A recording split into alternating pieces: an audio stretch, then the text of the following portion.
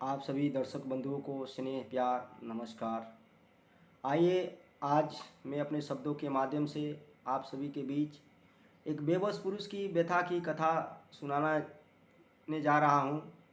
अगर अच्छा लगे तो स्नेह प्यार के बदले एक लाइक सब्सक्राइब और अच्छा भला एक कमेंट कीजिएगा। कि एक बेबस पुरुष की व्यथा की कथा है। और आमतौर पे ये देखा जाता है कि जब महिलाओं को दुख तकलीफ़ कष्ट या परेशानी किसी प्रकार से होता है तो वो अपने दुख तकलीफ़ कष्ट और परेशानियों के आंसुओं के ज़रिए उसे व्यतीत करती है, दिखाती है।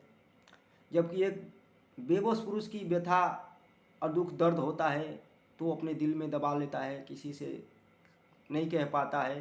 तो एक बेबस पुरुष की व्यथा की ये कथा है। और ये कथा उस समय का है जब पुरुषों में उत्तम मर्यादा पुरुषोत्तम भगवान श्री राम जब लंका को जीत वापिस अयोध्या आए और कुछ लोग के कहे जाने मात्र से माता जानकी को स्वयं वनवास हो जाता है। उसके पश्चात अयोध्या में यज्ञ होता है और विजय पताका को लेकर यश को घोड़ों को छोड़ा जाता है। उसके मस्तक पर एक चुनौती भरी संदेश लिखा जाता है कि अगर इस घोड़े को जो भी राजा जो भी नरेश पकड़ेगा उसे अयोध्या की सेना के साथ युद्ध करना पड़ेगा। तो चारों तरफ से घोड़ा भ्रमण करते हुए उसी वन में आता है जहाँ सुख सुविधाओं से दूर अभाव में पले बड़े लव और कुश इस घोड़े के मस्तक पर लिखी चुनौती को पढ़कर स्वीकार करते हैं और घोड़े को बांध लेते हैं। और अयोध्या के सेना के साथ लव और कुश का युद्ध होता है। और परिणाम ये होता है कि बारी बारी से अयोध्या की हर एक सेना परास्त हो जाती है, हार जाती है और वापिस चली जाती है। फिर उस घोड़े को छुड़ाने के लिए भगवान स्वयं ही आते हैं। तो देखते हैं सामने दो सुकुमार बालक ही हैं। तो भगवान राम बालक लव और कुश से कहते हैं कि बालक ये घोड़ा विजय यश का घोड़ा है, इसे छोड़ दो, ये बच्चे के खेलने का चीज़ नहीं है, हम तुम्हें माफ़ कर देंगे।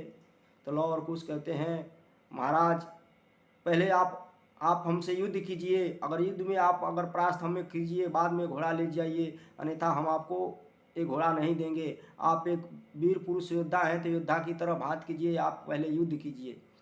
भगवान के लाख लाख समझाने पर भी लव और कुश नहीं मानते हैं।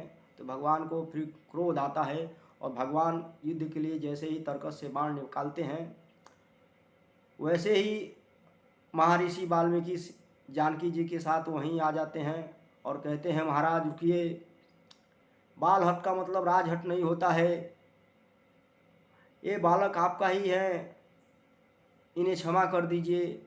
ये दृश्य जब भगवान देखते हैं तो उनका दर्द छलक जाता है और वो अपने दुख दर्द तकलीफ़ को जानकी जी के साथ कुछ यूँ कहते हैं कि युग युग का संकल्प अटल था, कि युग युग का संकल्प अटल था, मुझ में मेरा राम प्रबल था, पग पग पर जिसकी मर्यादा, लेकर थोड़ा दे गई ज्यादा, भोर भये भर लाए आंसू, पीड़ा दे गई साम, सिया तेरा अभिश्रापित है राम, सिया तेरा अभिश्रापित है राम। कि अग्नि परीक्षा जग का छल था, पर जग के प्रश्नों का हल था, फिर भी उस पर प्रश्न उठा है, जो गंगा जैसी निर्मल है, जो गंगा जैसी निर्मल है। हमने उसको घर से निकाला, सागर जिसके लिए खंगाला, लंका जीतने वाला हारा, जीवन का संग्राम, सिया तेरा अभिश्रापित है राम, सिया तेरा अभिश्रापित है राम। कि बोल रहा पौरुष का भाषा, मेरा राजकुंवर नन्हा सा, जो मेरे प्राणों से प्यारा, आज मेरे प्राणों का प्यासा, आज मेरे प्राणों का प्यासा। कि मानो मुझसे बोल रहा है, मेरा साहस तौल रहा है, कि पाओगे जननी के हर एक पीड़ा का परिणाम। सिया तेरा अविश्रापित है राम, सिया तेरा अविश्रापित है राम। भगवान राम अपने पिता को याद करते हुए कहते हैं कि रघुकुल रीत सदा चली आई, प्राण जाए पर वचन न जाई। कि तात मुझे कर के बनवासी, आप हुए दो लोक निवासी। कि तात मुझे कर के बनवासी, आप हुए दो लोक निवासी। मेरे राजमहल कुटिया में मैं हूँ राजभवन का एक बनवासी, मैं हूँ राजभवन का एक बनवासी।